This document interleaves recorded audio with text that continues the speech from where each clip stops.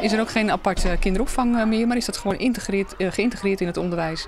En nogmaals, dan spreken we van primaire ontwikkeling en niet meer van primair onderwijs of aparte kinderopvangcentra. Want die zijn er gewoon niet meer straks.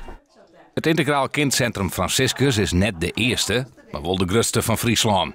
Ben kunnen al van 0 jaar naar de bennenopvang en stromen dan terug naar het Pieterboatersplak en de basisscholen. Ze binnen dan wend onder dezelfde omjouwing, dezelfde lesmethode en dezelfde juffen en masters. En dat is echt knoffelijk voor ouders en het schoolbestuur. Maar het is allemaal in elkaar gevlochten in één geïntegreerd geheel. Zodat je met elkaar afspraken maakt, elkaars personeel ook leent en ondersteunt. Kinderen zien jarenlang langzamerhand dezelfde mensen. Het is een beetje een community. In Den Haag binnen ze likwijls nog net helemaal klaar voor deze stap. Onderwijzers vallen op dit stuit onder een oren-CAO als begeleiders van de bennenopvang.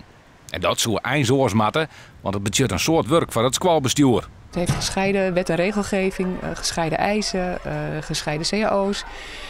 Dus voor besturen, voor schoolbesturen en voor besturen voor kinderopvang is dit wel een pittige uitdaging. De leerlingen van IKC Franciscus vernemen het verschil met een gewone school en netbord. Ze vinden wel dat het IKC voordelen had. Je hebt wel leuke herinneringen dan. En dan kun je van alles vertellen als je bijvoorbeeld in het verleden, dat je dan kan vertellen dat over de toekomst, dan kun je dat vertellen. Nou, je ziet vaak je zusje bijvoorbeeld. Je ziet bijvoorbeeld ook heel veel kleuters spelen en dat is ook wel grappig.